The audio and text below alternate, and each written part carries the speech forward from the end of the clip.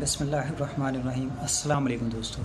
आज की वीडियो में हम सिलाई मशीन में धागा तोड़ने के जो मसाइल हैं उनका अहाता करेंगे और उन टेक्निकल बातों को सीखेंगे कि जो आपको ये जो इंजीनियरिंग मैनुअल्स हैं इसके अंदर भी आपको ये नहीं मिलती। तो हम आज उन सारी टेक्निकल बातों को सीखेंगे।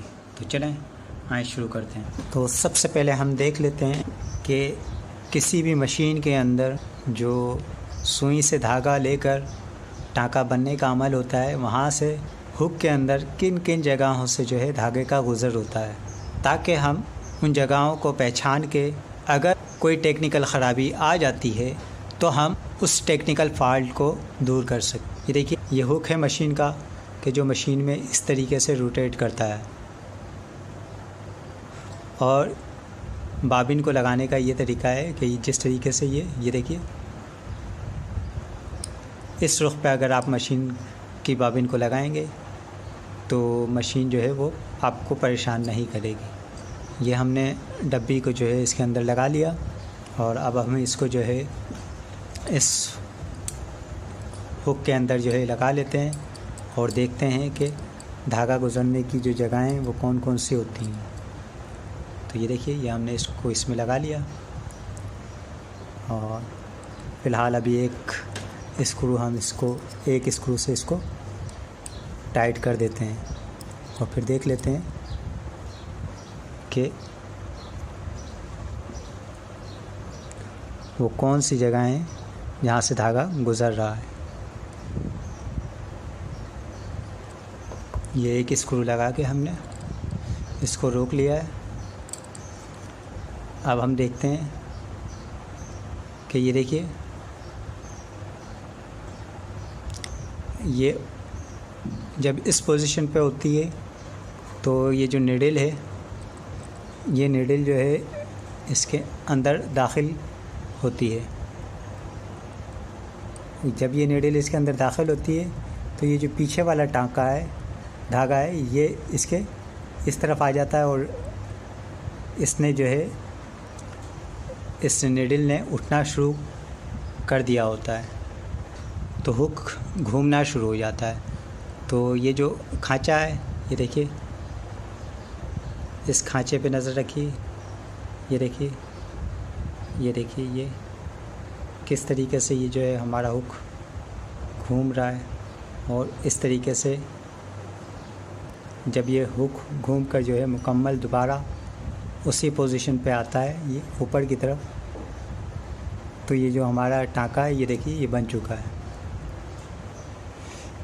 टाँका बनने का ये जो अमल हमने देखा, इससे हमें मालूम हुआ कि हुक के अंदर कौन सी जगहें थीं कि जहाँ से धागे का गुज़र हुआ। अब हम देख लेते हैं कि वो कौन सी जगहें थीं। एक जगह थी ये कि जहाँ से धागा जो है सुई की नोक से शटल लेता है।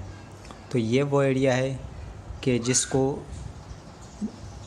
ख़राश आ जाती है, ख़ासकर ये नोक, ये जो नोक है, आप जब ये देखिए, ये नोक, इसको अंगूठे से, नाखून से जब हम ऐसे करते हैं, अगर आखिर पे जाके आपका नाखून अटक जाए तो समझ लें कि ख़राश है और फिर उसको एमरी पेपर की मदद से इस तरीके से ये पीछे साइड से साफ़ कर लें। दूसरी जगह कटोरी का ये पॉइंट है। तीसरी, हुक की ये पत्ती, सबसे ज़्यादा ख़राबी इस पत्ती में इस जगह पे आती है। कभी यहाँ नीडल लग जाती है तो ख़राश आ जाती है, कभी यहाँ नीडल लग के ख़राश आ जाती है, कभी यहाँ नीडल लग के ख़राश आ जाती है। तो सबसे ज़्यादा जो ख़राब होती है शटल में, जिसकी वजह से मशीन धागा बार बार तोड़ती है, तो वो यही जगह है। तो इसको साफ़ कैसे किया जाता है? तो इसको साफ़ करने का वही तरीका है कि आप एमरी पेपर की मदद से इसको इस तरीके से बिल्कुल साफ़ कर लेते हैं और नाखून से ऐसे इसको जो चेक किया जाता है वो नाखून से इस तरीके से चेक किया जाता है कि किसी जगह जो है बिल्कुल भी एमरी नहीं होनी चाहिए। अक्सर जब इस जगह भी चोट पड़ जाती है तो इस जगह भी बिल्कुल जो है आपको साफ़ करनी चाहिए। चौथी है ये पत्ती। अच्छा, इस पत्ती का कौन सा एरिया है कि जहाँ से धागे का गुज़र होता है? तो धागे की रगड़ जो आती है वो इस पत्ती में, ये जो एरिया है ये इस तरफ का एरिया और ये नीचे का एरिया।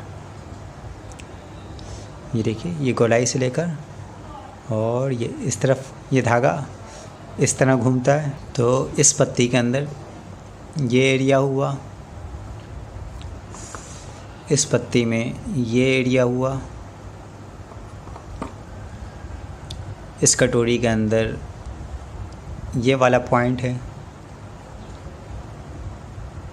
इस हुक के अंदर ये वाला पॉइंट पीछे वाला। यहाँ से इसको नहीं घिसा जाता। अगर आपने यहाँ से इसको घिसा तो ये हुक ख़राब हो जाएगा, क्योंकि ये नोक पीछे चली जाएगी और फिर टाँका मशीन नहीं उठाएगी और ये हुक बेकार हो जाएगा।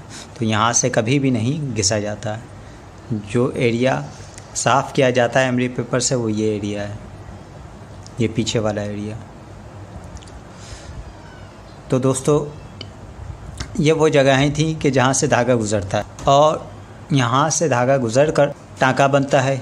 अगर इनमें से किसी भी जगह पे सुई की ख़राश लग के ख़राबी आ जाती है तो आपकी मशीन धागे को बार बार तोड़ती है। धागा काटने की वजह तो हमने जान ली। अब हम देख लेते हैं कि धागा जो है वो हुक के अंदर कभी कभी बहुत ज़्यादा काला आता है। जब आप वाइट काम करते हैं तो आपको इस परेशानी का सामना करना पड़ता है कि धागा जो है बहुत ज़्यादा काला आ रहा है। उसकी क्या वजह होती है? तो उसकी वजह ये फोम होता है कि चूँकि यहाँ से ऑयल आकर इस फोम को मिलता है और इस फोम के ज़रिए से इस कटोरी की साइडों में और यहाँ पर, अब चूँकि ये फोम इधर लगा होता है और ये हो चुका होता है चल के ख़राब काला। तो अब अगर आपकी मशीन धागा काला दे रही है तो फिर आप ये पत्ती खोलिए, इस हिस्से को यहाँ से निकालिए और इस फोम को तब्दील करके इसमें कॉटन की कोई दूसरा फोम या फिर कॉटन में से ही थोड़ी सी रुई लेके अलग करके वो इस हिस्से में रख दीजिए। ये देखिए, इस हिस्से में रख कर इसका ये जो ऊपर का एरिया हिस्सा है इसके ऊपर के हिस्से को जिस तरीके से आपने खोला था उस तरीके से आप इसको फिट कर दीजिए। ये देखिए ये, और ऊपर से इसको जब हल्की सी छोड़ देंगे तो ये अपनी जगह पे बैठ जाएगा। ये देखिए, ये आप हाथ लगा कर इसमें देखिए बिल्कुल जो है अपनी जगह पे बैठ चुका है। अब आप पत्ती को जो है इसमें लगा दीजिए।